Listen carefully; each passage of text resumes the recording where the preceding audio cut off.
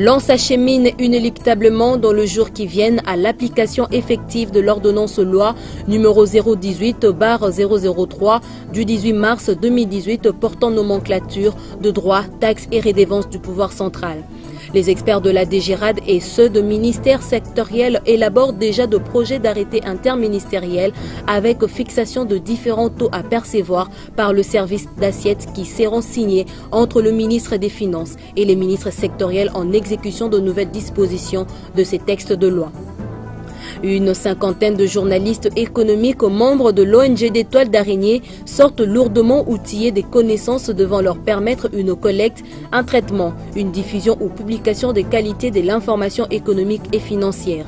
Et ce, à l'issue d'un atelier de renforcement de capacité des médias de 6 jours organisé par le COREF sur financement du projet Profit Congo. La nouvelle femme forte de l'Organisation internationale de la francophonie OIF s'appelle désormais Louise Mushikiwabo. L'ancienne ministre rwandaise des Affaires étrangères aurait entre autres missions remettre l'organisation francophone sur l'orbite financière étant donné que l'OIF connaît un déficit dans ses comptes. Les développements de ce titre et bien d'autres dans le corps de fiscalité et développement dans une présentation de Didi Mavambu Nombolo Pepe.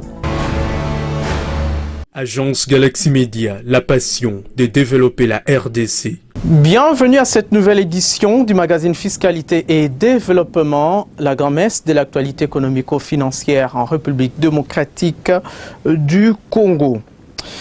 Après la promulgation de l'ordonnance loi du 18 mars 2018 portant nomenclature de droits, taxes et redevances du pouvoir central par le président de la République, les experts de la Direction générale des recettes administratives, judiciaires, domaniales et de participation DGRAD, ceux de ministères sectoriels concernés par cette loi préparent le projet d'arrêté interministériel relatif aux mesures d'application de la dite loi. Le vendredi 12 octobre 2018 à la paroisse Sainte-Anne dans la commune de la Gombe, le directeur général adjoint de la DGRAD en charge des questions techniques et réformes, Emmanuel Mbokoso, a assisté aux travaux de fixation du taux en application de la nouvelle ordonnance loi pour le ministère du Travail et Prévoyance sociale, celui du commerce extérieur ainsi que d'autres services de l'État. Reportage de Michel Ouangilokwa sur les images de Céline Boumba Angelani. Près de 125 actes générateurs de recettes qu'encadre la DGRAD ont été soit supprimés ou fusionnés dans la nouvelle ordonnance loi numéro 18/003 du 18 mars 2018 portant nomenclature des droits, taxes et redevances du pouvoir central. C'est dans ces cadres que les experts de la DGRAD et ceux du ministère sectoriel impliqués dans ces textes de loi élaborent les mesures d'application en fixant les taux des différents actes générateurs de recettes. Pour ce vendredi 12 octobre 2018, la DGRAD a préparé le projet d'arrêté interministériel avec les délégués du ministère du Commerce extérieur, ceux du Travail et de la Prévoyance sociale et d'autres services qui seront signés entre le ministre des Finances et ses collègues sectoriels. Présent à ces échanges, le directeur général adjoint de la DGRAD en charge des questions techniques et des réformes, Emmanuel Mokosonsele, circonscrit l'objet de ces travaux. Dans le cadre de la réforme du système fiscal, nous qui nous occupons de recettes non fiscales, nous sommes aussi concernés. Étant donné que cette nomenclature a fait passer nos actes de 365 à 246, cela induit qu'il y a eu des regroupements, des actes supprimés, d'autres qui ont été reformulés, ce qui veut dire que les anciens arrêtés interministériels qui fixaient les taux doivent être revus. Parce qu'il y a eu parfois des actes que nous avons dû regrouper pour permettre une lisibilité. Et là, les experts de la DGRAD et des ministères sectoriels sont en train de travailler pour refaire de nouveaux arrêtés interministériels qui fixent les taux des actes prévus dans l'ordonnance loi. L'ordonnance loi est une loi, comme vous le savez. Maintenant, il faut les arrêter signés par les excellences, le ministre des Finances et ses collègues des autres secteurs pour permettre à la DGRAD et les services d'assiette de continuer à travailler normalement. D'autres administrations sont conviées pour le même exercice en vue de la fixation définitive des taux des différents actes générateurs de recettes conformément à la nouvelle loi. Et puis sachez également que le coût d'envoi d'élaboration de ces projets d'arrêté interministériel en application de l'ordonnance loi portant nomenclature de droits, taxes et redevances du pouvoir central a été lancé le mardi 9 octobre dernier. Les experts de la DGRAD avaient travaillé en premier lieu avec ceux du ministère des Affaires étrangères, coopération régionale et de la police nationale congolaise. Une fois de plus, Michel Wangilokwa et Céline Boumba Angelani pour les détails. La DGRAD continue de travailler avec les différents services d'assiette en vue de la signature d'un arrêté interministériel portant fixation des taux de droits, taxes et redevances. Pour la première étape, les experts de la DGRAD ont travaillé avec ceux du ministère des Affaires étrangères et coopération régionale pour l'adoption d'un projet d'arrêté interministériel qui sera signé entre le ministère des Affaires étrangères et son collègue des Finances. Et après, c'était le tour des délégués de la police nationale congolaise pour le même exercice qui sera sanctionné également d'un arrêté interministériel entre le ministre de l'Intérieur et celui des Finances. Émilie Chilumbaka Pinga, directeur conseiller à la DGRAD, donne le contenu de ces projets d'arrêté interministériel qui seront signés prochainement. Et il est question d'harmoniser, de prendre des textes d'application dans les arrêtés interministériels, puisqu'on ne peut pas percevoir des droits, taxes et redevances si les taux ne sont pas fixés. Et les taux doivent être fixés conformément aux actes générateurs retenus dans la nomenclature. Alors nous sommes en train de voir par rapport aux arrêtés interministériels en vigueur, ceux qui doivent être, en fait tous doivent être harmonisés pour être conformes à la nouvelle nomenclature, la nouvelle loi. Les gens croient qu'il n'y a que le passeport ordinaire. Non, il n'y a pas que ça. Il y a les actes d'état civil qui sont délivrés par nos représentations diplomatiques et consulaires. Il y a les visas d'entrée en République démocratique du Congo qui sont aussi délivrés par nos représentations diplomatiques et consulaires partout. Il y a des actes de légalisation de documents ou légalisation d'actes, comme on dit généralement. Tout ça, c'est des recettes du pouvoir central. On limite la police à la police de roulage, de circulation routière, comme on dit. Ce n'est pas seulement ça. Il y a aussi la police territoriale. Lorsque les gens, parfois des gens se battent dans le quartier, et on va à la police, ce qu'on appelle communément sous-SIAT, qui est le sous-commissariat. Ah bah mais bien à sous-SIAT, c'est des infractions qui peuvent à conduire au paiement d'amende. On peut amener quelqu'un au sous-SIAT, on peut transférer l'affaire au parquet ou on peut terminer là-bas avec des amendes transactionnelles qui vont dans le compte du trésor public pour le pouvoir central. La DGRAD continue de travailler avec d'autres services d'assiette en vue de la signature des mesures d'application de l'ordonnance loi portant droits, taxes et redevances du pouvoir central. Voilà, tous ces travaux devraient aboutir à une meilleure mobilisation des recettes non fiscales au profit du compte général du Trésor public. Le temps pour nous de vous proposer à présent les explications sur le mot local content ou contenu local, un concept qui s'applique dans le monde des entreprises et c'est à travers notre célèbre rubrique mots économiques du jour sous les éclairages de Jean-Louis Miasekoma Loubaki. Le local content en anglais ou contenu local en français concerne le développement du tissu industriel local et des compétences locales en les faisant participer aux activités industrielles dans les secteurs des hydrocarbures, des mines, de l'agriculture, de l'agro-industrie, de l'industrie forestière, des bâtiments, travaux publics, des services, etc. Ce sont les retombées directes de l'économie nationale attendues de ces activités, en plus du paiement des taxes et des revenus royalties perçus par les États hôtes. Pour les entreprises, c'est la maximisation de leur recours aux ressources humaines et entrepreneuriales locales dans la mise en œuvre de leurs projets industriels et dans leurs activités courantes. Le local content ou le contenu local tire tout son sens dans la faible participation des entreprises locales dans les activités industrielles, dans la faiblesse du tissu industriel national pour absorber toutes les activités et dans le climat des affaires peu favorable à la création et au développement des entreprises locales, mais aussi et surtout dans le déficit de formation et d'information, ainsi que le manque de maîtrise technologique de ces sociétés et de la main-d'œuvre locale. Durant la tenue de la 4e édition du Sultanat Makutano en septembre 2018, le président national de la Fédération des entreprises du Congo, FEC, Albert Yuma, avait donné plusieurs définitions du contenu local, dont celle-ci. La part du local, c'est donc la capacité d'un pays à développer et s'approprier lui-même ses propres richesses. Albert Yuma identifie deux secteurs qui méritent l'attention du contenu local en RDC, les mines et l'agriculture. Pour lui, l'accompagnement par l'État des entreprises du portefeuille pour la reconstruction de leur capacité de production, la création d'un environnement des affaires favorable à l'épanouissement des entreprises locales et la mise en place des mécanismes de financement pérennes sont les piliers du contenu local. La GECAMINE, dont il est le président du conseil d'administration, constitue son champ d'application du contenu local. Les questions de transfert des compétences et de technologies aux nationaux, le domaine de la sous-traitance et la nécessité d'une formation professionnelle adaptée des autochtones pour la mise en valeur des richesses de leur territoire demeurent cruciaux pour le contenu local. La problématique du contenu local tire son origine du Royaume-Uni où y furent découverts d'immenses réserves d'or noir dans la mer du Nord. N'ayant pas la technologie, les Britanniques eurent recours aux entreprises américaines dont ils ne bénéficiaient pas de l'expertise. Le Parlement fit voter la première loi du contenu local qui permit au fil des années au sujet de Sa Majesté de se réapproprier les 100% de leur pétrole.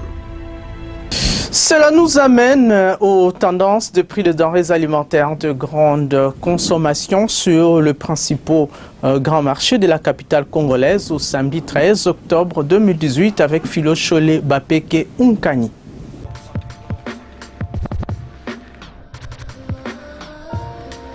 Les prix d'un carton des poulets des poids 12 a connu une légère hausse, passant de 60 600 francs congolais à 60 900 francs congolais, soit une augmentation de 300 francs congolais par rapport à la semaine passée. Nous sommes là au marché de la Liberté. Au marché central, il se négocie à 59 000 francs congolais.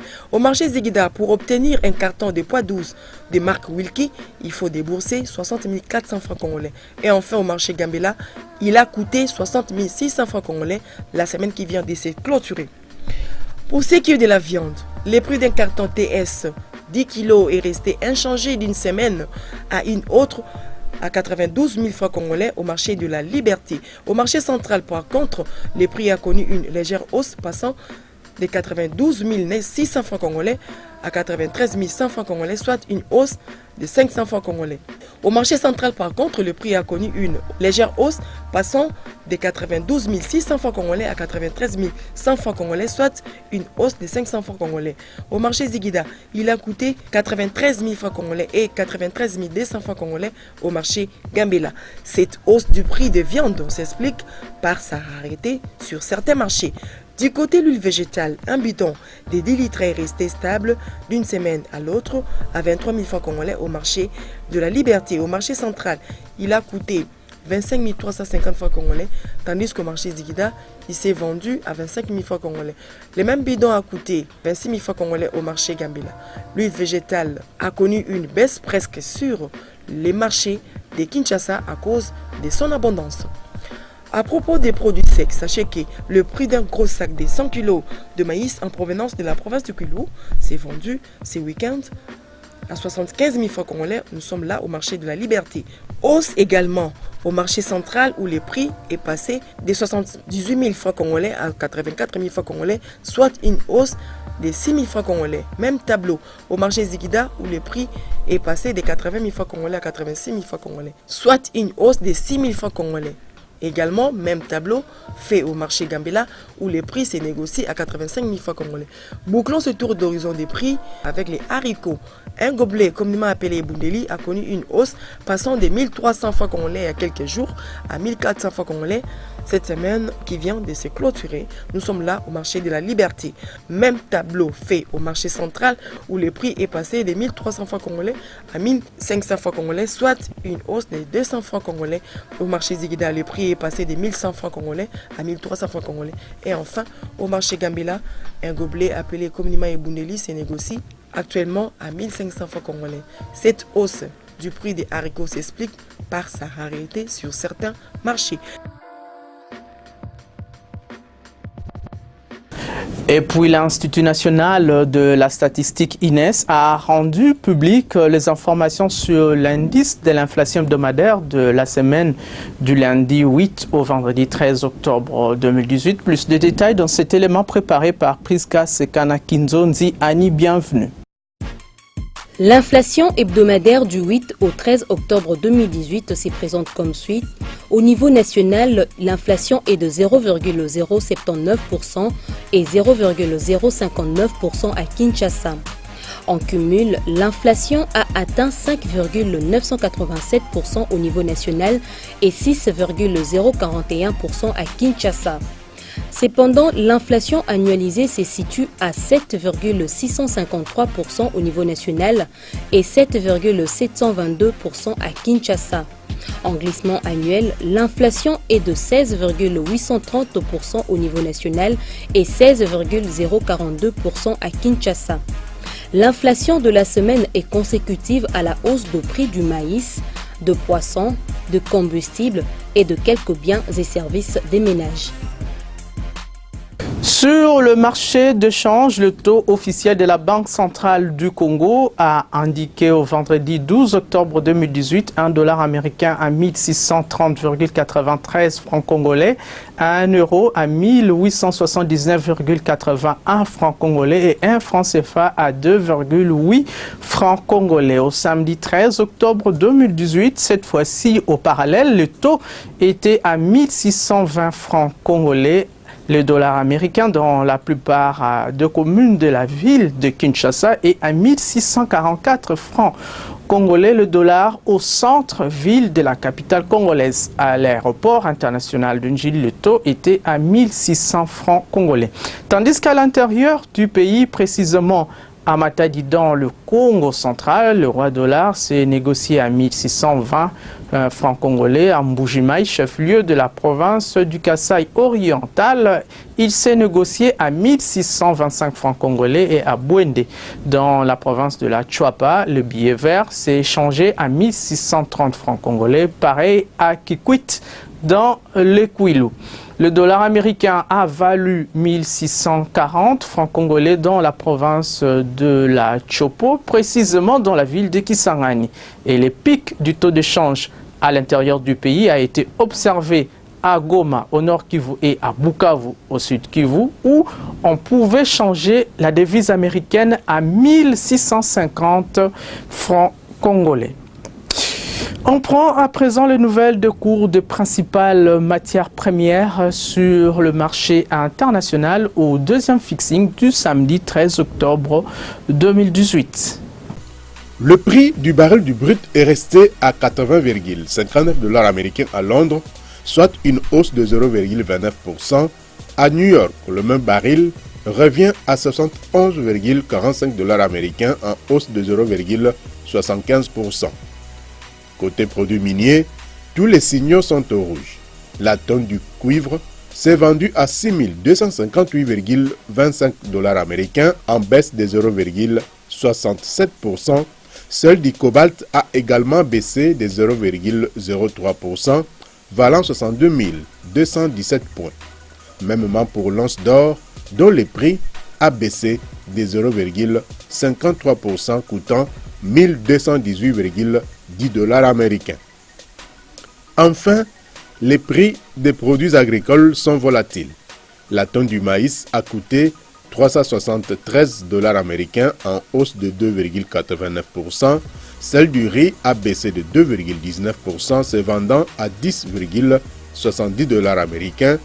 Et à 517 $ américains, la tonne du blé est en hausse de 1,27%.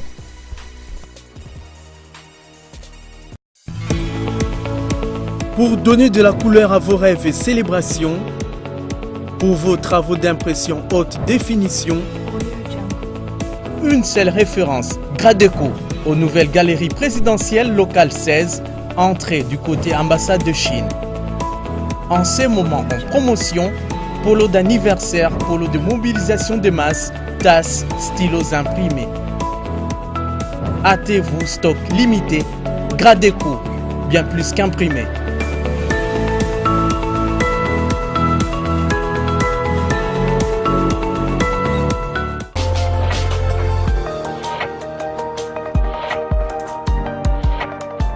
Actualité internationale, vous le savez peut-être, la ministre rwandaise des Affaires étrangères, Louise Mushikiwabo, a été choisie par acclamation vendredi 12 octobre 2018 par des chefs d'État et de gouvernement comme nouvelle secrétaire générale de l'Organisation internationale de la francophonie lors de la clôture des travaux du 7e sommet de l'OIF tenu à Erevan, capitale de l'Arménie.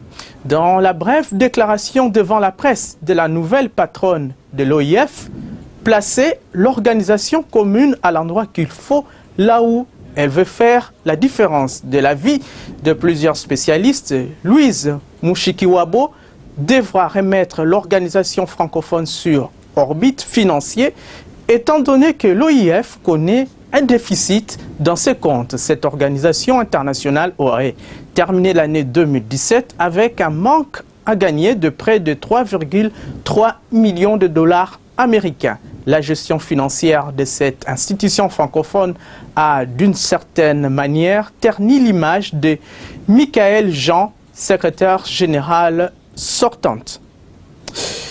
Restons toujours à l'international pour vous dire qu'une nouvelle crise risque de frapper le système financier international. Point de vue du Fonds monétaire international, le FMI l'a exprimé dans un nouveau rapport publié en marge des assemblées annuelles du groupe de la Banque mondiale et du FMI qui viennent de se tenir à Bali en Indonésie du 8 au 13 octobre 2018. Le FMI craint une hausse de taux d'intérêt et l'accès restreint aux capitaux. L'organisation a déploré la complaisance des participants au marché financier mondial face aux risques potentiels qui pourraient découler d'un environnement financier soudainement plus compliqué.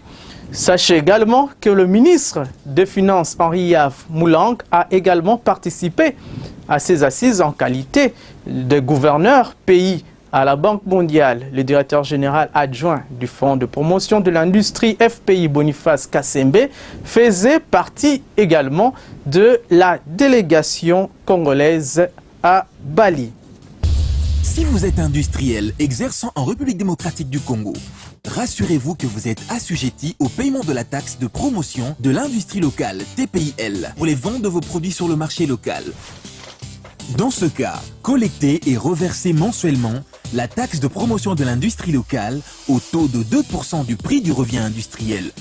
C'est contribuer à la pérennisation du cycle de financement des projets industriels en RD Congo. Tenez, la taxe de promotion de l'industrie locale est une parafiscalité préaffectée au financement des projets industriels. Ceci est un message du Fonds de promotion de l'industrie. FPI, votre partenaire privilégié pour la réussite de vos projets. Les rideaux de l'atelier de renforcement des capacités de professionnels de médias en matière de traitement de l'information sur les finances publiques sont tombés le samedi 13 octobre 2018, organisé par le comité d'orientation de la réforme des finances publiques COREF sur financement du projet Profit Congo en collaboration avec l'ONG d'Étoiles d'Araignée.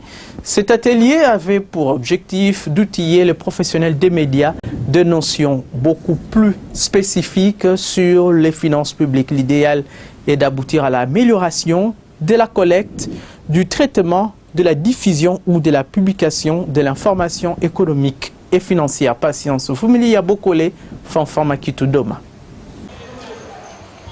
Plus d'une cinquantaine de journalistes économiques de différents médias de Kinshasa ont pris part à cet atelier de renforcement de capacités des professionnels des médias en matière de collecte, traitement, publication et diffusion de l'information sur les finances publiques.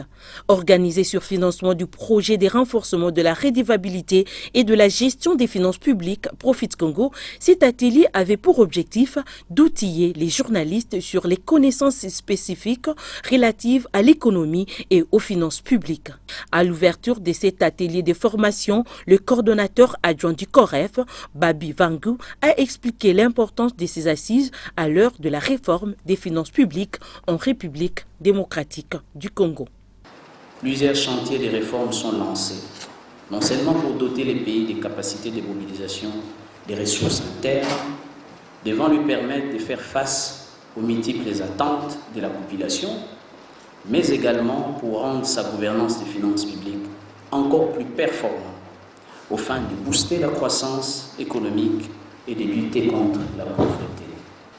La participation de la population en amont et en aval de ces réformes suppose que cette dernière ait l'information de manière suffisante, régulière et correcte, soit à travers des actions de sensibilisation ou encore grâce aux médias, qui eux aussi sont supposés être récipiendaires d'une information correcte, régulière et suffisante. Voilà pourquoi, à travers le projet de renforcement de la transparence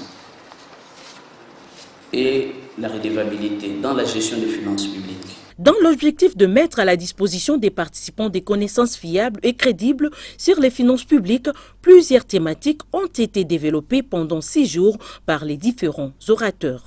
Outre les notions liées à la profession journalistique, d'autres notions beaucoup plus spécifiques sur la fiscalité, la réforme des finances publiques, la loi des finances publiques, les ressources et charges de l'État, le budget participatif et d'autres matières ont permis aux participants de s'approprier les fondamentaux sur les finances publiques pour améliorer leur travail de collecte, de traitement, de diffusion et de publication de l'information économique et financière.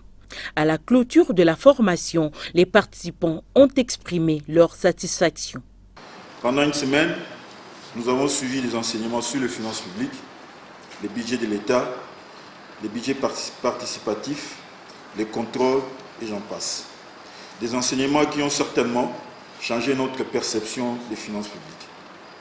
Nous sommes donc comblés et nous ne pouvons laisser passer cette opportunité sans exprimer notre gratitude à COREF, qui a eu une oreille attentive à notre sollicitation et qui a accepté d'apporter son concours à la tenue de ces séminaires. Notre gratitude va également à tous nos formateurs qui ont su rendre digérables ces enseignements à première vue techniques et complexes et même difficiles. Le coordonnateur de l'ONG des toiles d'araignée, Jérôme Sekana, a également remercié le COREF pour son appui et ce, avant d'inviter les journalistes à plus de professionnalisme. Depuis 2012, nous avions frappé à plusieurs portes pour obtenir les financements pour le renforcement de nos capacités. Mais hélas, grâce à COREF Profit Congo, qui a eu une oreille attentive à notre requête, nous venons effectivement de renforcer nos capacités. Nous voulons rassurer le responsable des COREF Profit Congo qu'ils ont désormais un partenaire solide, un partenaire capable de relever les grands défis de la communication en ce qui concerne les missions qui sont assignées au projet Profit Congo. Nous pouvons vous rassurer que les journalistes devant vous sont des professionnels des médias avant de devenir membres de la toile d'araignée. Et nous agissons effectivement comme des araignées. Une information COREF qui sera donnée à la coordination sera distribuée, diffusée, telle une traînée de poutres jusqu'à l'intérieur du pays grâce à ces réseaux. Voilà pourquoi nous exhortons les araignées à pouvoir montrer de quoi nous sommes capables. Et c'est à partir de maintenant. Le président de l'Union nationale de la presse du Congo a également encouragé cette initiative. Un meilleur journalisme, c'est celui qui se spécialise dans différents secteurs. Autant nous avons les journalistes sportifs, autant nous avons les chroniqueurs de musique. Et aujourd'hui, nous avons les chroniqueurs financiers qui vont être sur le terrain et donner l'information d'une manière professionnelle et adaptée. Et je suis convaincu qu'à la sortie de cette salle, à partir de demain, votre manière de donner l'information sur les finances et l'économie va changer. Et c'est la profession qui va gagner. Le coordonnateur adjoint du COREF qui a clôturé les travaux a remercié l'ONG des toiles d'araignée d'avoir initié cette formation et les participants pour leur assiduité. Remercier l'ONG Toile d'araignée, structure fêtière qui a fédéré au fait l'ensemble des femmes et hommes des médias qui se présentent dans ces cadres aujourd'hui pour échanger sur les thèmes principaux de cet atelier, thème très important, sans doute, qui a permis aujourd'hui, j'en suis sûr, de fixer un certain nombre de notions qui vont, dans les jours à venir, nous donner à constater l'amélioration de la qualité de l'écriture des hommes et femmes des médias en ce qui concerne l'information liée aux finances publiques. La remise des brevets aux participants a sanctionné la clôture de cet atelier de renforcement des capacités des journalistes économiques. Une formation importante pour les professionnels des médias membres du réseau Toile d'Araignée. Je vous propose d'écouter les réactions de quelques journalistes qui ont participé à cet atelier de renforcement des capacités des médias. J'ai beaucoup apprécié la qualité des interventions et les orateurs qui ont été sélectionnés, ils ont été à la base, ils ont été à la hauteur de ce qu'ils nous ont livré comme matière pendant une semaine. Ça m'a permis de comprendre c'est quoi des grandes réformes par rapport aux finances publiques dans notre pays. La matière était abstraite jusqu'ici. Il y avait que l'intitulé. On était dans la réforme et personne n'y comprenait rien. Or, avec cette formation, on a compris l'objet, la matière, les innovations, mais surtout aussi le niveau d'exécution. Où est-ce que la République démocratique du Congo en est avec cette réforme? Qu'est-ce que ça apporte? Et donc, avec toutes ces matières, nous nous disons qu'en rentrant dans nos rédactions, nous sommes plus que clairvoyants pour amener au niveau de la base les graphiques qu'on évoque lors de l'économie, des chiffres, les pourcentages. Maintenant, on peut mieux manipuler ces mots, mais les simplifier pour le rendre très abordable par rapport au public qui est censé comprendre comment on gère son argent au quotidien. C'est très très important. Avec cette formation, on a davantage consolidé ce que l'on avait comme rudiment pour approfondir un peu. Comme ça, nous sommes à l'aise pour pouvoir bien aborder les questions économiques et notamment pour bien informer notre population. Parce qu'in fine, nous recherchons tous à pouvoir mettre fin à la pauvreté, si pas diminuer. Mais bon, pour ça, il nous faudra quand même conjuguer les efforts. Chacun de nous a sa part de responsabilité. La nôtre, c'est d'éclairer la lanterne du public. Comme ça, lorsque le public est éclairé, facilement, il va adhérer dans de bons projets, dans de bonnes visions pour participer aussi, puis avancer et pourquoi pas parler du progrès chez nous. Ce séminaire était vraiment destiné pour moi. Un adage dit, c'est en forgeant qu'on devient forgeron.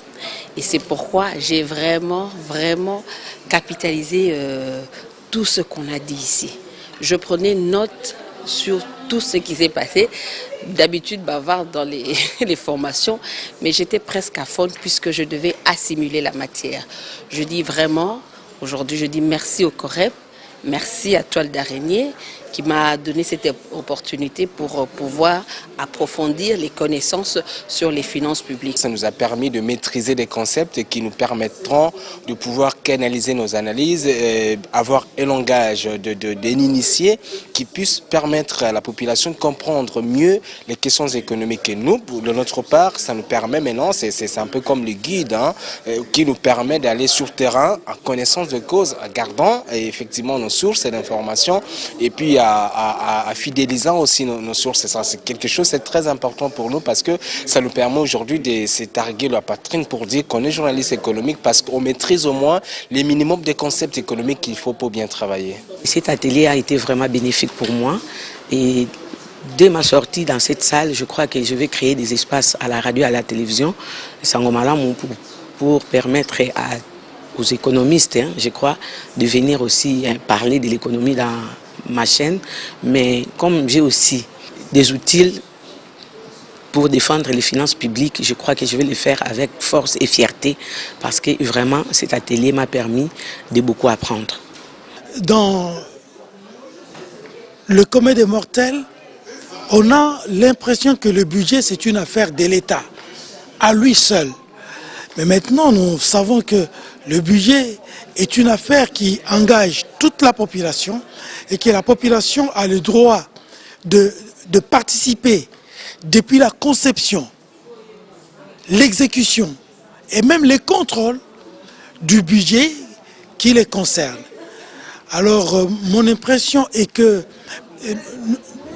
j'ai passé un temps utile au centre Caritas et j'ose croire, c'est cela mon souhait et mon vœu, que cette formation va devoir changer quelque chose dans la vie quotidienne de commun des mortels, mais aussi dans la prestation des araignées. Toujours en marge de cet atelier de formation sur le traitement des informations économico-financières à l'intention de professionnels des médias, membres de l'ONG d'Étoile d'Araignée, plusieurs recommandations ont été formulées allant dans le sens de l'appropriation par le journaliste les grands dossiers économiques du moment au pays. Suivez-en quelques-unes.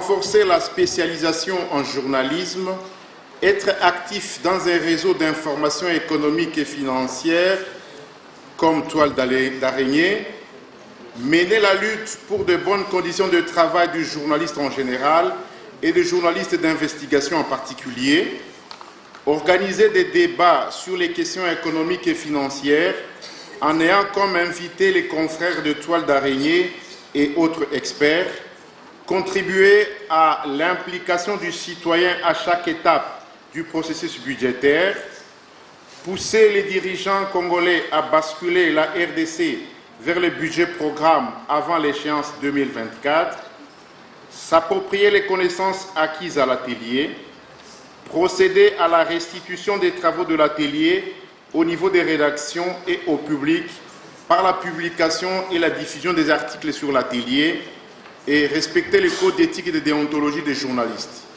2. Au COREF, diriger Toile d'Araignée au rang de point focal parmi d'autres points focaux qui travaillent avec COREF et budgétiser et financer les actions de Toile d'Araignée. 3. Au gouvernement central de la RDC et aux gouvernements provinciaux. 2.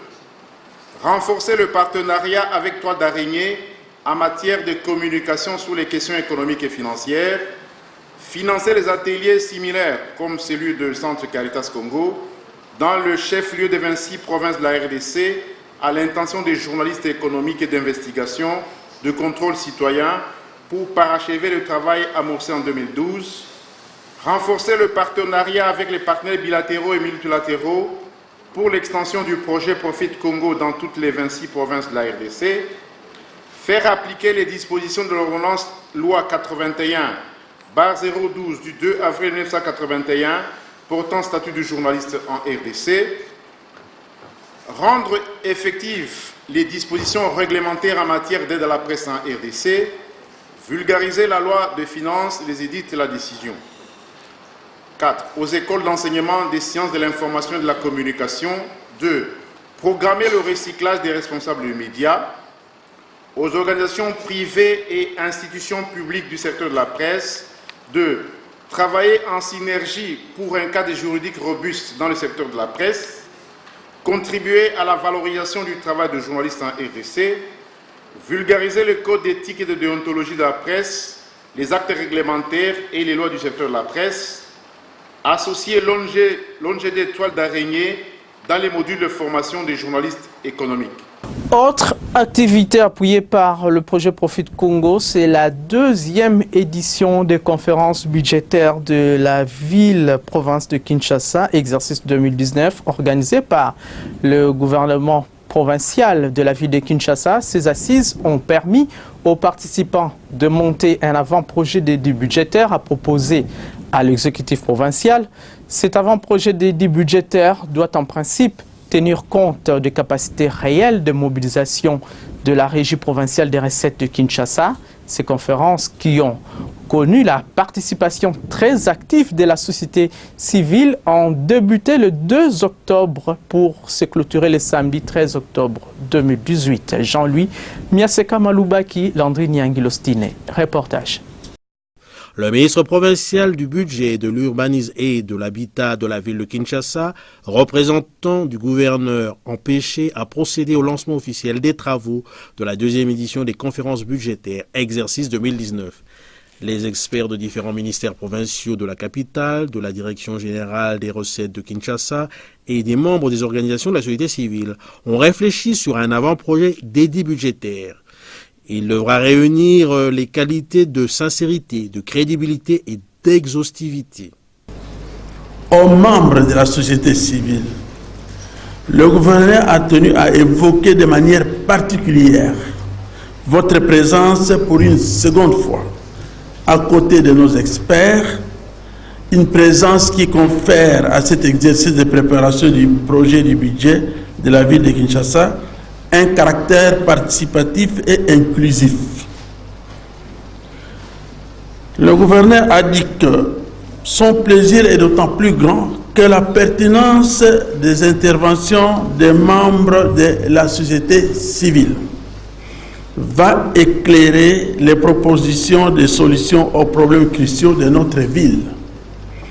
Dans notre environnement institutionnel particulier, à savoir la taille du budget, la limite des ressources, les performances du gouvernement provincial, le contexte de la décentralisation et les relations entre les différents niveaux de pouvoir, principalement entre la ville et le pouvoir central.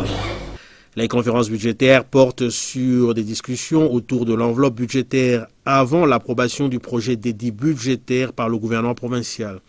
Elles se fondent sur les principes de la transparence et de la participation citoyenne. Cette présence de la société civile est saluée par le coordonnateur adjoint du comité d'orientation de la réforme des finances publiques, COREF, Babi Vangou. L'implication de la société civile, une fois de plus, dans le déroulé de ces assises, atteste de la volonté de la ville d'intégrer dans son système de gestion des finances publiques deux dimensions essentielles de nos jours dans la gestion des finances publiques, à savoir la transparence et la participation citoyenne, concept nécessaire au renforcement de la gouvernance budgétaire au niveau infranational. L'organisation des conférences budgétaires est une étape indispensable dont l'un des objectifs ultimes est de renforcer la crédibilité du processus budgétaire. En effet, plus le budget est crédible, plus l'action du gouvernement sera marquée dans son ensemble du sceau de la crédibilité.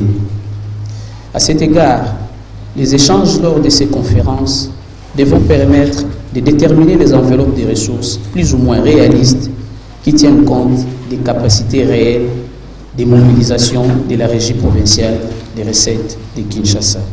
Le coordonnateur adjoint du COREF a remercié les partenaires au développement, la Banque mondiale, la coopération britannique, le Royaume de Belgique, qui finance le projet Profit Congo, qui soutient à son tour ces conférences budgétaires. À la clôture, le 13 octobre 2008, un des formateurs principaux fait le bilan. Je dirais merci aux autorités qui ont pensé contacter COREF pour venir en appui. Ça c'est un. Nous avons fini cette première étape pour tenter d'avoir les recettes probables que nous devons aligner dans le budget, l'édit budgétaire de la ville pour l'exercice 2019. Et l'impression, c'est une bonne impression parce que les gens ont été assidus et puis chacun a donné le meilleur de lui-même pour que l'analyse des recettes reflète la sincérité et la réalité des services qui doivent les mobiliser par rapport à la potentialité également. Non, parce qu'il y a des services qui vous amènent des fois des prévisions budgétaires qui sont fantaisistes, qui ne sont pas tablées sur des réalités budgétaires ou les réalismes, mais à notre niveau, nous avons voulu que ces recettes reflètent les réalités, tant par rapport à l'environnement, tant par rapport à la culture fiscale. On a tenu compte de tous ces éléments-là. Espérons que les résultats de cette conférence budgétaire amélioreront notablement l'avant-projet de l'édit budgétaire exercice 2009 pour un mieux-être des Kinois.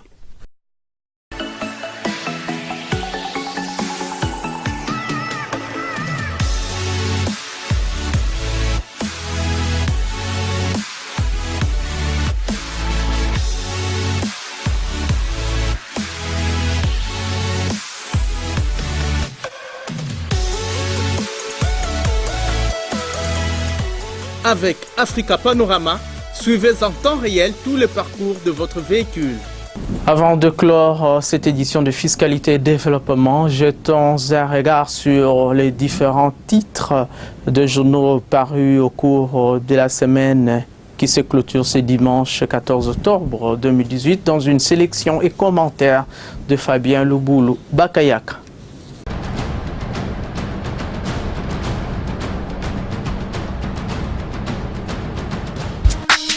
Ouvrons cette revue de presse de l'actualité économique et financière de la semaine par Géopolis Hebdo qui jette un regard comparatif sur le financement des programmes des candidats présidents. En effet, selon ce journal, tous ont avancé des chiffres et tous ont promis d'améliorer les conditions sociales des Congolais. Tous ont également promis de rompre avec le passé en mettant en œuvre des actions de développement socio-économique du pays.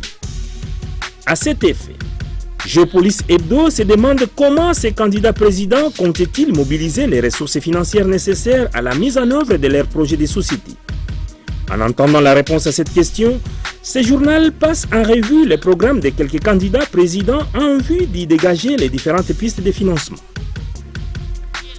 À voir les prévisions budgétaires en termes de milliards de dollars proposés par la plupart des candidats pour le développement de la RDC pour les 5 prochaines années, la référence plus dans son édito se demande pourquoi pendant très longtemps la RDC présentait toujours un budget de misère. Et de conclure, les différentes propositions budgétaires sont-elles seulement pour séduire les électeurs ou des réalités? Sous un autre chapitre, les phares informent que Matata sonne la révolte contre les taxes illégales. À en croire les quotidiens de l'avenir, colonel Lukusa, le Premier ministre honoraire Augustin Matata Pogno, en séjour à Kindu, dans la province du Maniema, a fait enlever toutes les barrières routières y dressées par des agents de la Direction générale des recettes du Maniema en vue du recouvrement forcé des taxes fiscales, administratives et autres. L'ancien chef du gouvernement a estimé qu'il s'agissait là en réalité des tracasseries administratives visant à rançonner automobilistes et taxi-motos et à engraisser leurs commanditaires. L'homme à la cravate rouge a justifié son action par le caractère illégal des taxes que l'autorité provinciale crée de toutes pièces et la non-traçabilité des recettes qu'il prétend percevoir pour financer des projets de développement de la province. Même si l'ancien Premier ministre a péché par la forme, il aura au moins eu le mérite d'avoir agi dans le sens des desiderata des populations du Maniema, plus que jamais fatigué d'être saigné à blanc par des gouvernants qui se remplissent les poches au détriment des intérêts de la collectivité. La pratique des barrières illégales dénoncées et cassées par Matata est courante dans toutes les provinces de la République où le coulage des recettes publiques permet à une poignée de profiteurs de vivre dans l'opulence pendant que la multitude est coupée dans la misère. Ce qui fait dire à Impact News que Augustin Matata a raison. Parce qu'à voir le nombre de barrières de prélèvement des diverses taxes provinciales par les régies financières provinciales pour réaliser comment la population congolaise semble sous une domination d'une puissance étrangère qui oblige le versement des tributs.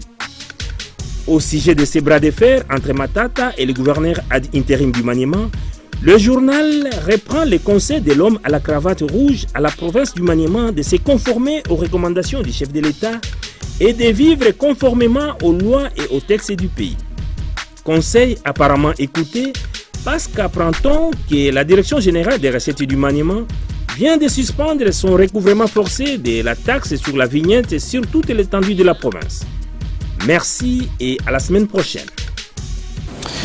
Nous terminons cette édition de Fiscalité et Développement en gardant une pensée pieuse à l'endroit de l'un de notre Séverin Goué Lokanda, caméraman à l'agence Galaxy Media, décédé le samedi 6 octobre dernier à Johannesburg, en Afrique du Sud. Une veillée mortuaire en son hommage sera organisée, sauf imprévu, le vendredi 19 octobre prochain dans la salle de conférence située dans l'enceinte de l'école de la gare dans la commune de La Gombe. L'enterrement interviendra le même vendredi 19 octobre 2018 à Johannesburg, en Afrique du Sud. Nous réitérons nos condoléances les plus attristées à la famille biologique de l'illustre disparu. La grand-messe de finances publiques est ainsi dite. Merci à Benjamin Yogolelo, Priska Sekana, Michel Wang et Céline Bumba Angelani qui ont concouru à la production de cette émission, sans oublier Guilain Mouzembede Gonzague qui l'a réalisé. Grand merci surtout à vous qui nous avez suivis à partir de la ville de Johannesburg au pays de Nelson Mandela.